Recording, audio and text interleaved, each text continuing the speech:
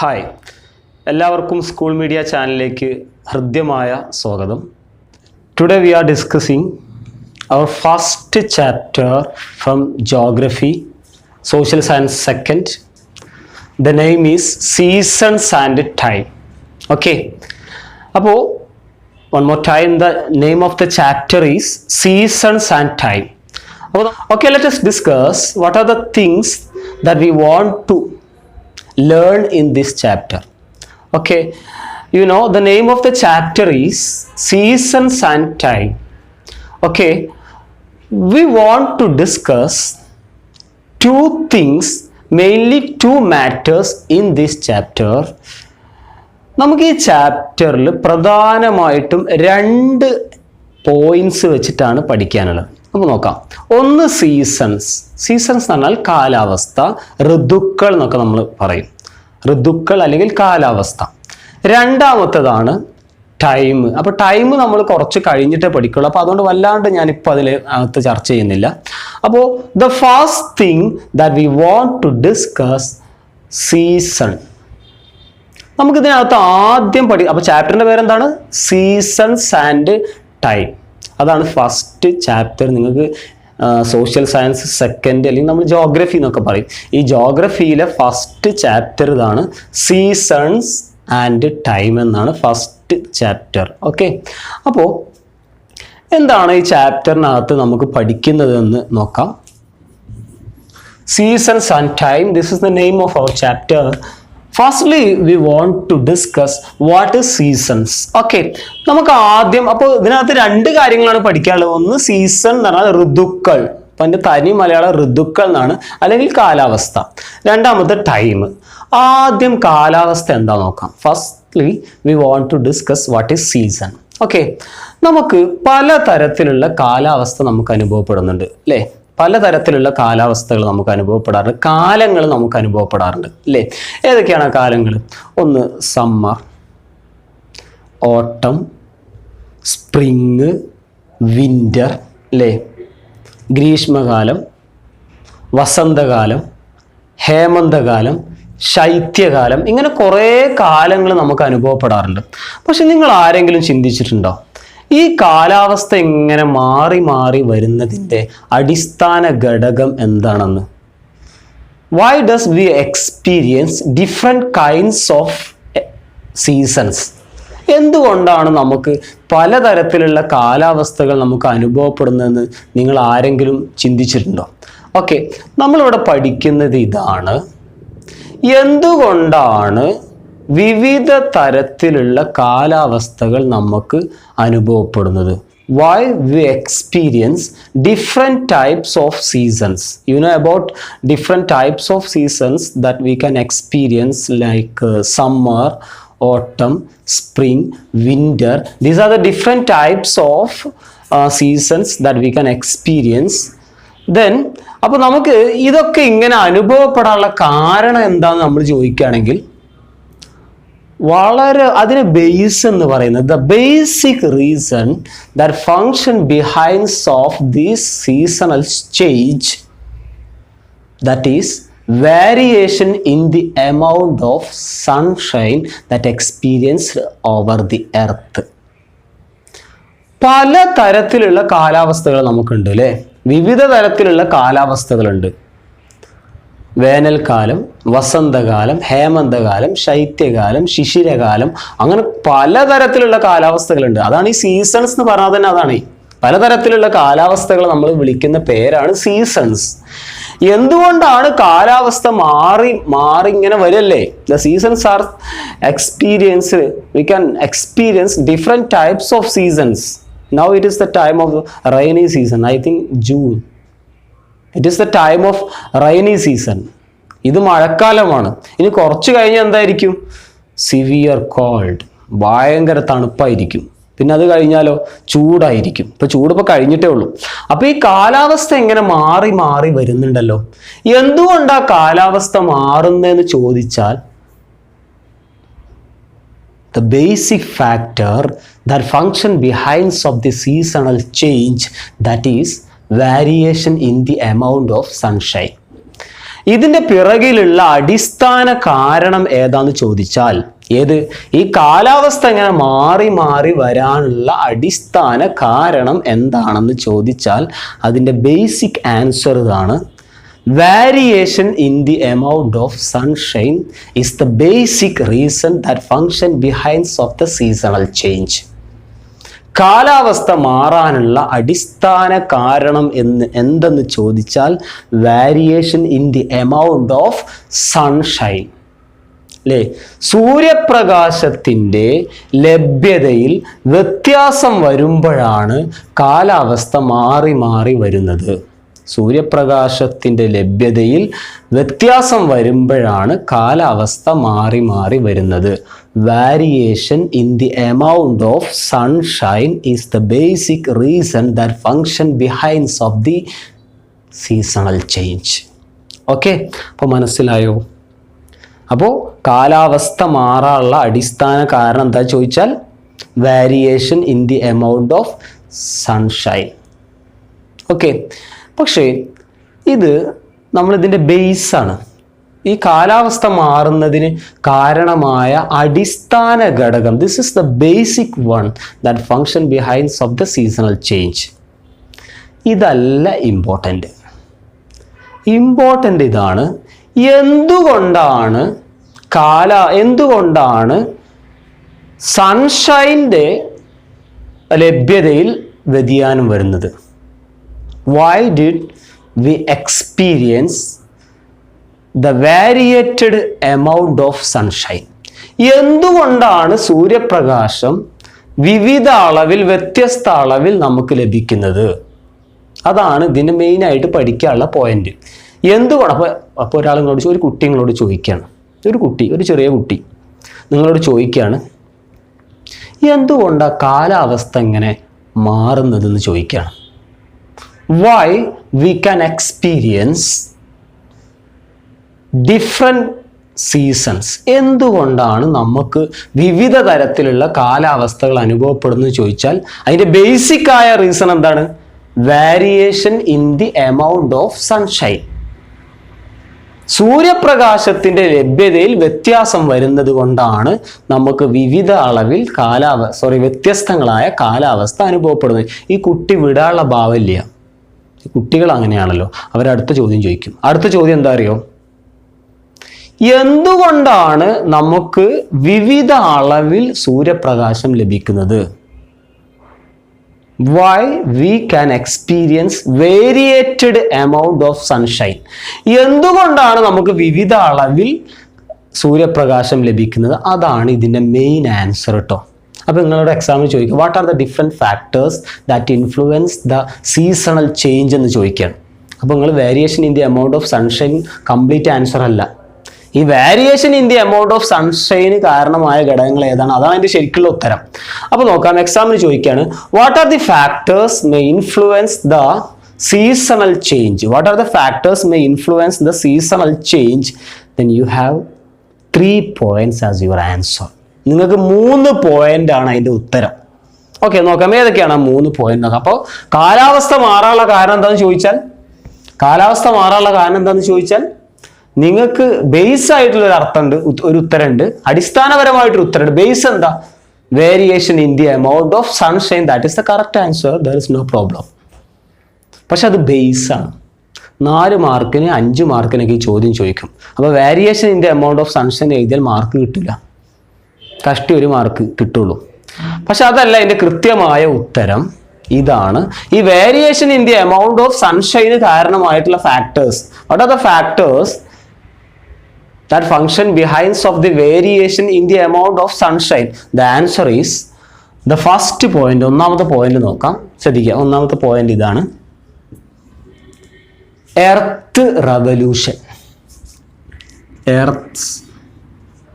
ഒന്നാമത്തെ പോയിന്റ് ഇതാണ്, earth's revolution. ഇതിന് മലയാളം ഭൂമിയുടെ പരിക്രമണം എന്നാട്ടോ. എർത്ത് റവല്യൂഷൻ, ദാറ്റ് മീൻസ് ഭൂമിയുടെ പരിക്രമണം. This is the first point. ഇതാണ് ഒന്നാമത്തെ point. This is the first point that function behind of the variation in the amount of sunshine that may leads to the seasonal change. Okay, അപ്പോൾ ഒന്നാമത്തെ point ഇതാണ്, earth's revolution. Okay, അപ്പോൾ ഞാൻ ഒന്നുകൂടി പറയാണ്, ഇതിൻ്റെ അടിസ്ഥാന ഒന്നാമത്തെ ചോദ്യം ഇതാണ്, എന്തുകൊണ്ടാണ് വിവിധ തരത്തിലുള്ള കാലാവസ്ഥകൾ അനുഭവപ്പെടുന്നത്? Why did we experience different types of climates, seasons?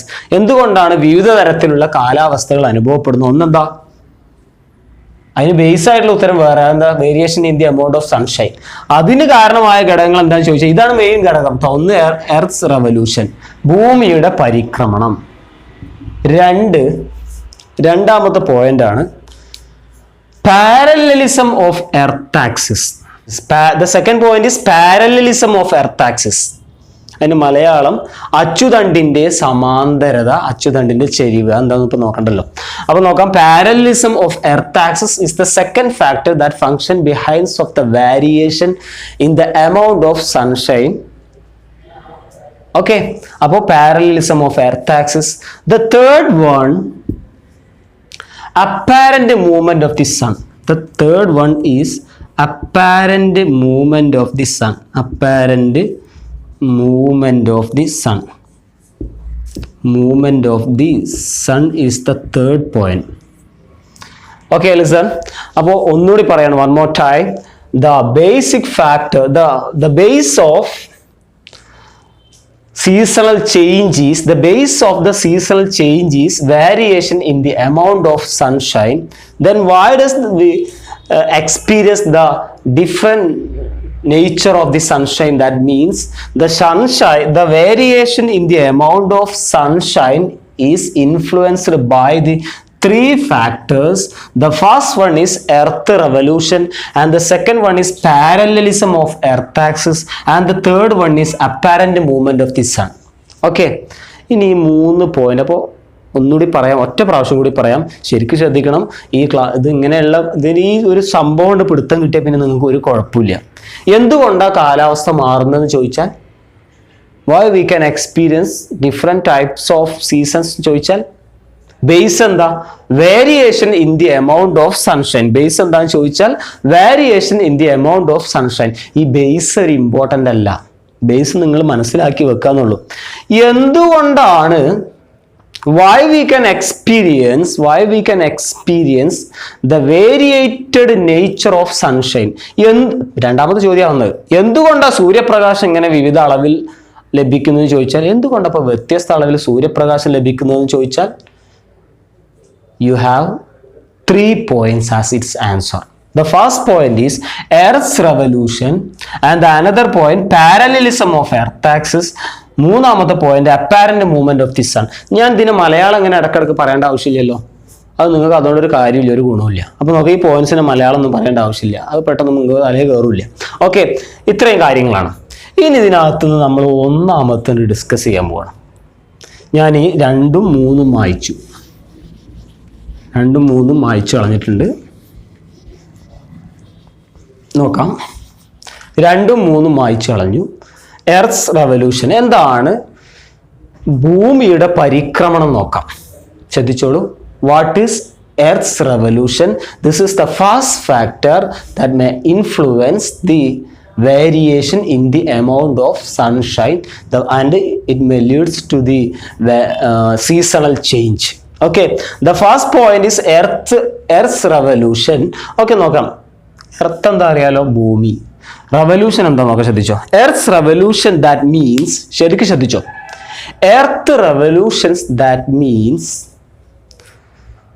the earth which revolves around the sun through an elliptical orbit, that is called earth revolution. One more time, the earth which revolves around the sun through an elliptical orbit, that is called elliptical orbit, that is called a revolution.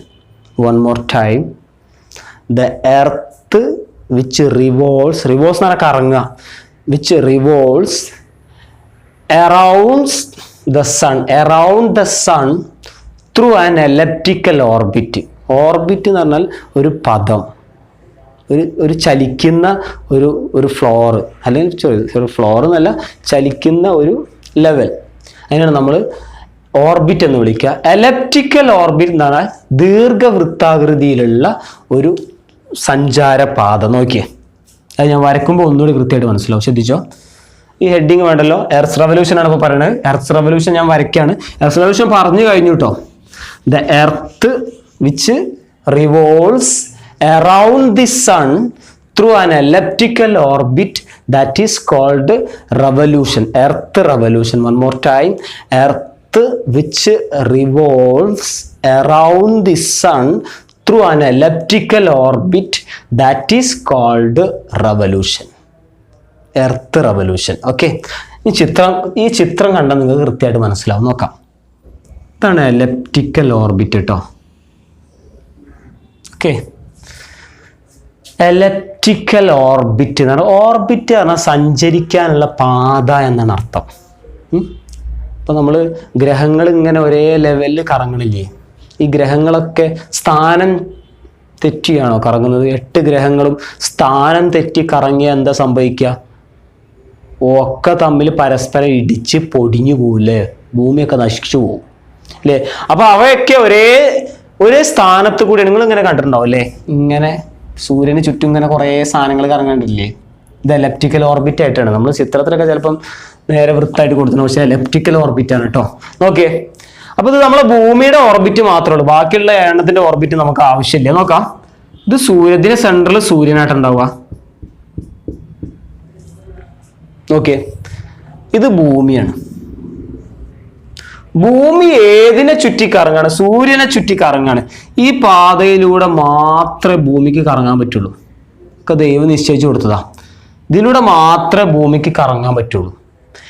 Earth revolves around the sun through an elliptical orbit, that is called revolution. Okay, ഇതിനാണ് നമ്മൾ എന്ത് വിളിക്കുക?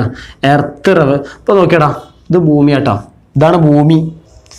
ഭൂമി ഇങ്ങനെ കറങ്ങാണ്. ഇവിടെത്തി, ഇങ്ങനെ കറങ്ങി ഇവിടെത്തി, ഇങ്ങനെ കറങ്ങി ഇവിടെത്തി, ഇങ്ങനെ കറങ്ങി ഇവിടെത്തി. അങ്ങനെ വർഷം മുഴുവൻ ഈ ഭൂമിക്ക് തന്നെ പണി. ഭൂമി കോൺസ്റ്റന്റ് ആയിട്ട് ഇങ്ങനെ കറങ്ങല്ലേ, സ്ഥിരമായിട്ട് ഇങ്ങനെ കറങ്ങണേ. സ്ഥിരമായിട്ട് ഭൂമി ഏതിനെ കറങ്ങിക്കൊണ്ടിരിക്കുകയാണ്? സൂര്യനെ ചുറ്റി കറങ്ങുന്നുണ്ട്. ഈ കറക്കത്തിന് നമ്മൾ വിളിക്കുന്ന പേരാണ് എന്ത് അറിയോ? എന്താ വിളിക്കുക? Earth revolution. ഓക്കെ, നോക്കാം. The earth which revolves around the sun through an elliptical orbit, that is called earth revolution. ദീർഘവൃത്താകൃതിയിൽ കണ്ടത് എലപ്റ്റിക്കൽ ഓർബിറ്റ് അതാണ് ദീർഘവൃത്താകൃതി. കണ്ടത് സാധാ വൃത്തം അല്ലല്ലോ. ഇത് സാധാ വൃത്താണോ? ഇത് അല്ല, ദീർഘവൃത്തല്ലേ? എലപ്റ്റിക്കൽ ഓർബിറ്റ് എന്ന് വിളിക്കാം. ദീർഘവൃത്താകൃതിയിലുള്ള ഒരു സഞ്ചാര പഥത്തിലൂടെ ഈ ഭൂമി ആകെ ഒരു ഭൂമിയുള്ളൂ.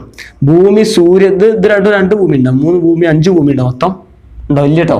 ഒറ്റ ഭൂമി ഇങ്ങനെ കറങ്ങുന്ന അതിന്റെ ആ ഒരു ലെവല് കാണിക്കാൻ വേണ്ടി ഞാൻ വരച്ചതാണ്. അപ്പൊ ഈ ഭൂമി ഇങ്ങനെ കറങ്ങുകയാണ് സൂര്യന് ചുറ്റും. ഇത് ദീർഘവൃത്താകൃതിയിലാണ്.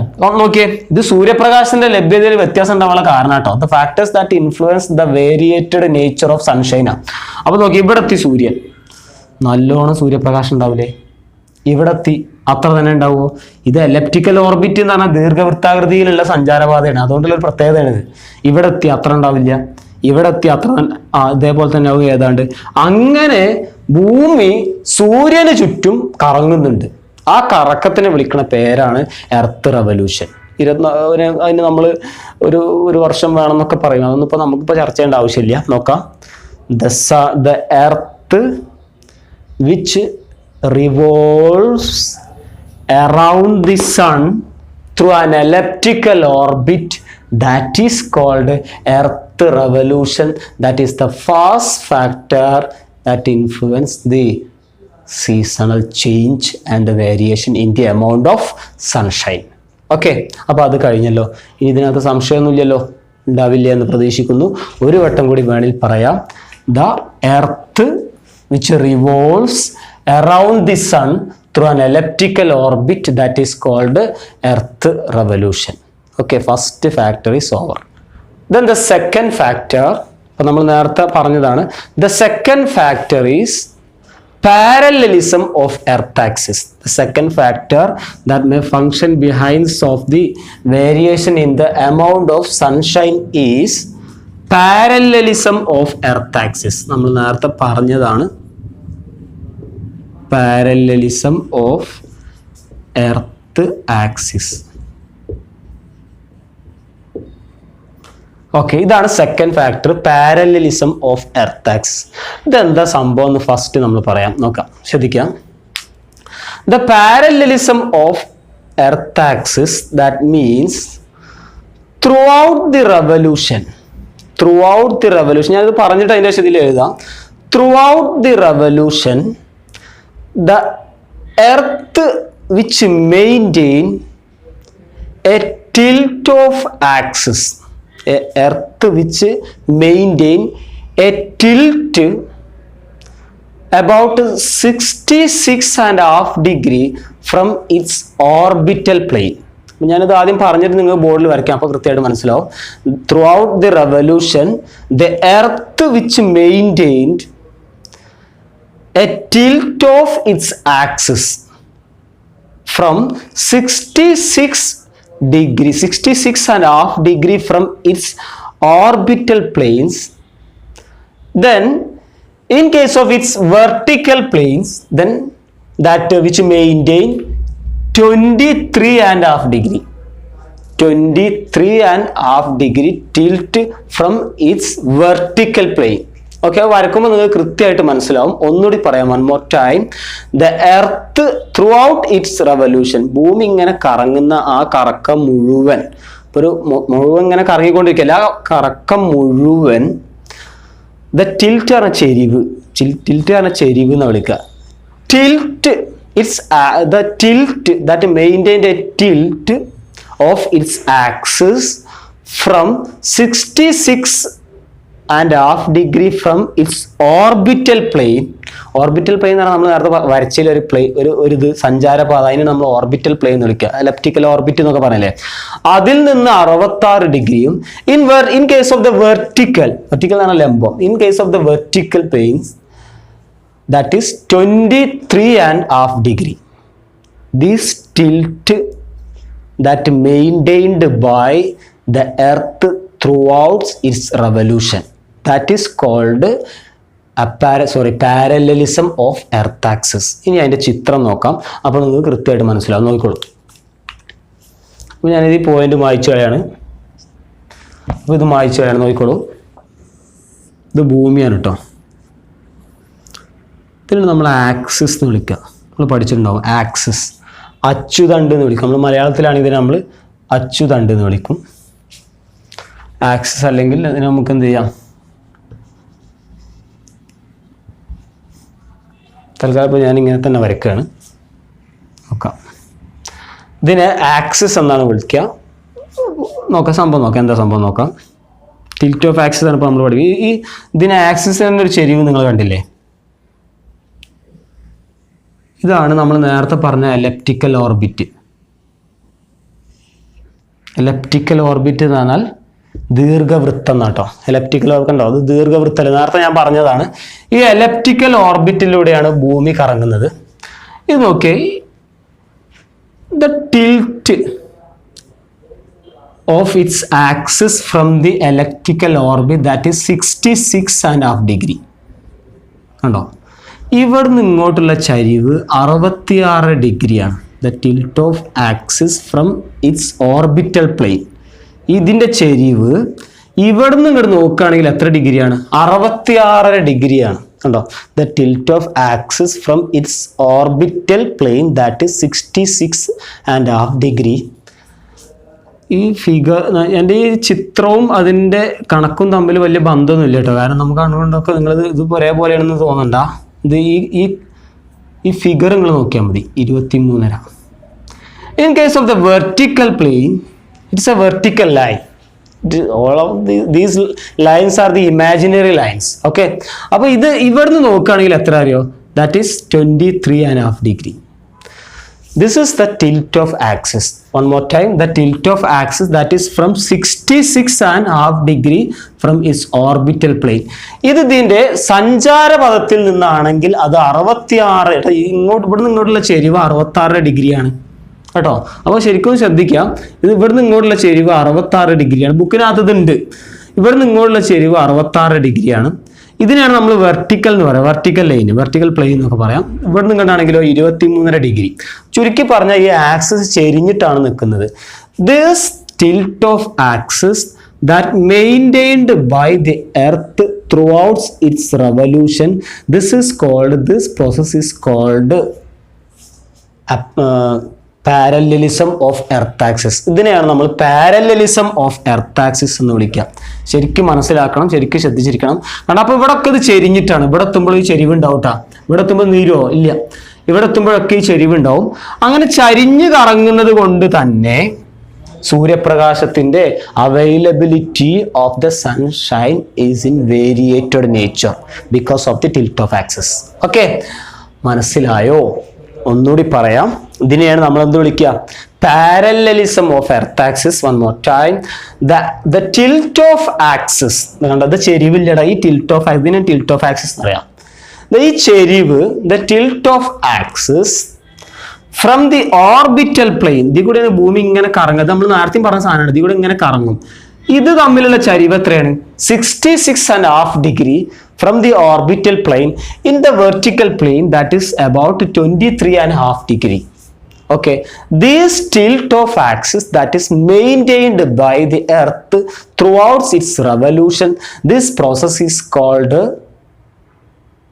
Parallelism of earth axis. മനസ്സിലായോ? എർത്ത് ഇങ്ങനെ ചെരിഞ്ഞിട്ടാണ് കറങ്ങണത്, ഇങ്ങനെ ചെരിഞ്ഞ് കറങ്ങല്ലേ. ഈ ഇവിടെ എത്തുമ്പോഴൊക്കെ ചെരിവുണ്ടാവും. ഇപ്പൊ ചെരിഞ്ഞ് കറങ്ങുമ്പോഴും നേരിട്ട് കറങ്ങുമ്പോഴും സൂര്യപ്രകാശം ലഭിക്കുന്നതിന് വ്യത്യാസം ഉണ്ടാവും. ഇപ്പൊ ഞാൻ ഇങ്ങനെ ചെരിഞ്ഞിക്കുകയാണെങ്കിൽ, ഞാനിപ്പോൾ ഇങ്ങനെ നേർന്ന് നിൽക്കുകയാണെങ്കിൽ രണ്ടിലും സൂര്യപ്രകാശത്തിന്റെ ലഭ്യതയിൽ വ്യത്യാസം വരും ഇല്ലേ? ഒരാൾ ഇങ്ങനെ ചെരിഞ്ഞിക്കുകയാണെങ്കിൽ ഇവിടെ എന്ത് ചെയ്യാം? വ്യത്യാസം വരും എന്തായാലും. ഓക്കെ, അപ്പോൾ അതിനെയാണ് നമ്മൾ എന്ത് വിളിക്കുക?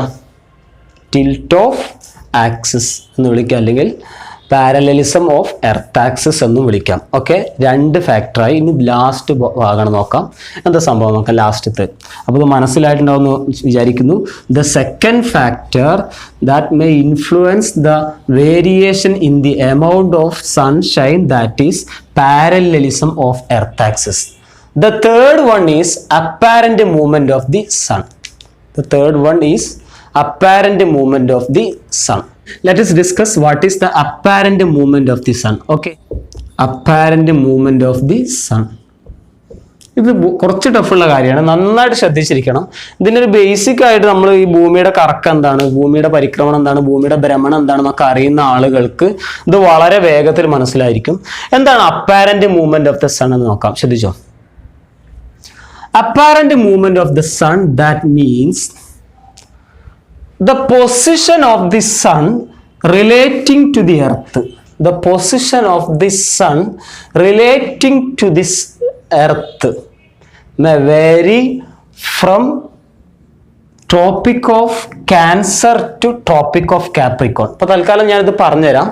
The position of the sun that may vary related to the earth, the position of the sun related to earth that may vary from tropic of Cancer to tropic of Capricorn, that is called the apparent movement of the sun.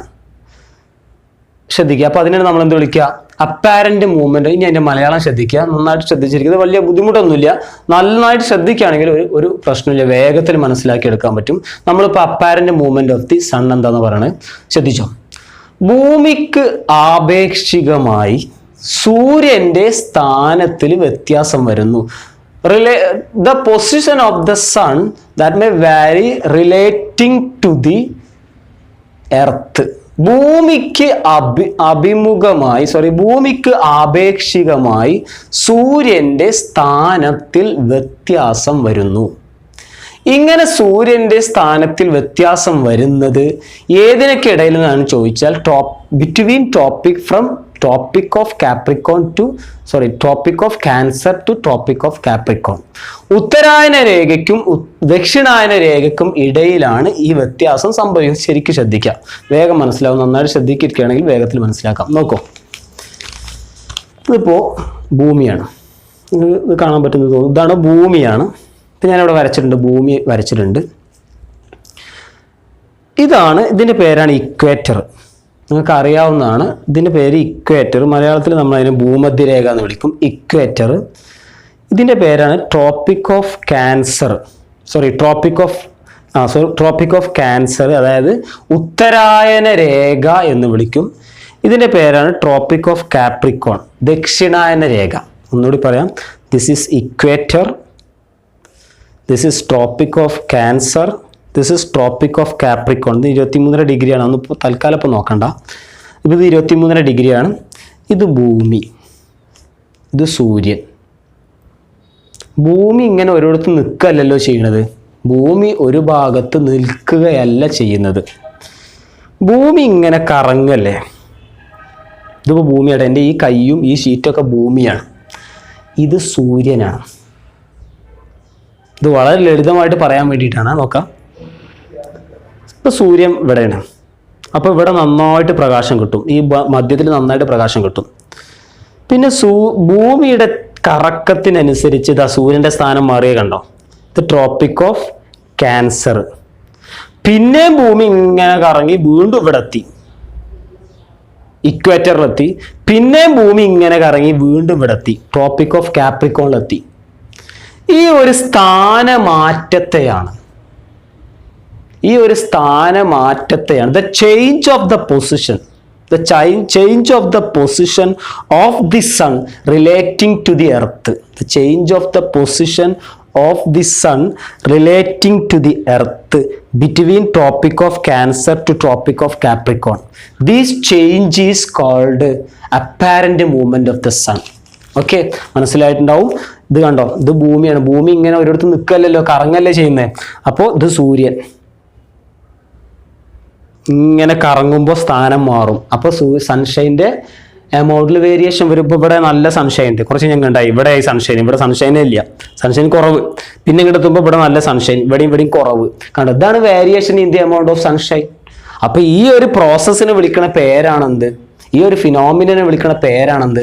Apparent movement of the sun. ഇനി ഞാൻ ബോർഡിൽ ഒന്ന് വരയ്ക്കാം, അപ്പോൾ മനസ്സിലാവും. നോക്കോ, apparent movement of the sun എന്താ? The position of the sun relating to the earth, that may vary between tropic of Cancer to tropic of Capricorn.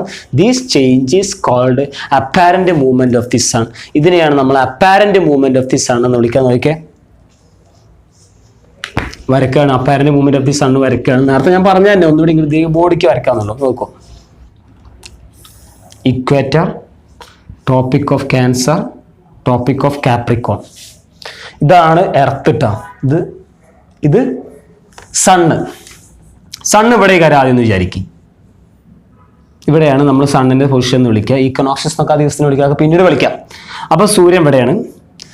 പിന്നെ ഇങ്ങനെ ഈ ഭൂമി ഇങ്ങനെ മാറുകയാണ്. സൂര്യന്റെ സ്ഥാനം ഇത് സൂര്യനാട്ടാ. ഈ മാർക്കർ സൂര്യനാണ്. പക്ഷെ സൂര്യൻ ഇങ്ങനെ ചലിക്കൂല.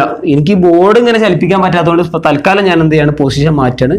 സൂര്യന്റെ സൂര്യൻ ഇവിടെ എത്തി, കുറച്ച് കഴിഞ്ഞപ്പോൾ എന്ത് ചെയ്തു, ഇവിടെ എത്തി, കുറച്ച് കഴിഞ്ഞപ്പോൾ ഇവിടെ എത്തി. കണ്ടോ, ഇങ്ങനെ മാറിക്കൊണ്ടിരിക്കുക.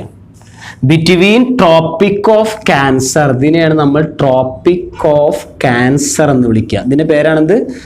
Tropic of cancer. ഇതിന്റെ പേര് ട്രോപ്പിക് ഓഫ് കാപ്രിക്കോൺ. ഇതിന്റെ പേര് ഇക്വേറ്റർ. ഇതിന്റെ ഇടയിൽ ഇങ്ങനെ ഇങ്ങോട്ടൊന്നും സൂര്യൻ പോയില്ല കേട്ടോ. അതൊക്കെ ഒരു സംഭവമാണ്. ഇങ്ങോട്ട് സൂര്യന് പോകാൻ പറ്റില്ല. സൂര്യൻ ഇങ്ങോട്ട് പോകാൻ, ഇവിടെ ധ്രുവല്ലേ, ഇവിടെയൊക്കെ ധ്രുവല്ലേ, ഉത്തര ധ്രുവം ദക്ഷിണ ധ്രുവല്ലേ, ഇവിടെയൊക്കെ. ഇവിടേക്കൊന്നും ആർക്കും പോകാൻ പറ്റില്ല, സൂര്യന് പോകാൻ പറ്റില്ല. അപ്പോ ഇതിന്റെ ഇടയിൽ ഇങ്ങനെ കിടന്ന് കറങ്ങും. ഭൂമിയാണ് കറങ്ങാൻ കാരണം. സൂര്യൻ പാവാടെ നിൽക്കുക. ഭൂമി ഇങ്ങനെ അങ്ങോട്ടും ഇങ്ങോട്ടും ചലിക്കുന്നത് കൊണ്ട് സൂര്യന്റെ എന്ത് ചെയ്യും, സ്ഥാനത്തിൽ ഇങ്ങനെ മാറ്റം വരും. ഇതിനെയാണ് നമ്മൾ എന്ത് വിളിക്കുക? Apparent movement of the sun. One more time, the position of the sun that vary relating to the earth between tropic of Cancer to tropic of Capricorn.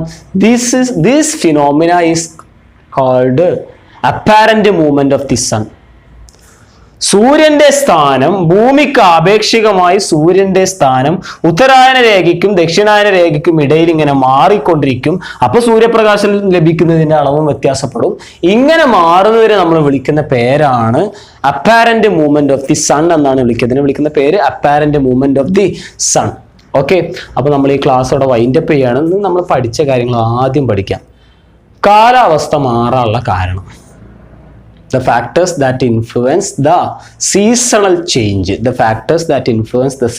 change, ഒരു ബേസിക് ആയിട്ടുള്ള സംഭവം കേട്ടോ, variation in the amount of sunshine. അപ്പോൾ തൽക്കാലം നിങ്ങൾ നോക്കി വെക്കണം. അപ്പോൾ ആ variation in the amount of സൺഷൈന് കാരണമായ 3 ഘടകങ്ങളാണ് ഇതിന്റെ യഥാർത്ഥ ആൻസർ. ഫസ്റ്റ് പോയിന്റ് എന്താ? Earth's revolution. Second point parallelism of earth axis. Third point apparent movement of the sun. ആദ്യം എർത്ത് റെവല്യൂഷൻ എന്താന്ന് നോക്കാം, ശ്രദ്ധിച്ചോ. The earth which revolves around the sun through an elliptical orbit, that is called earth revolution. First point.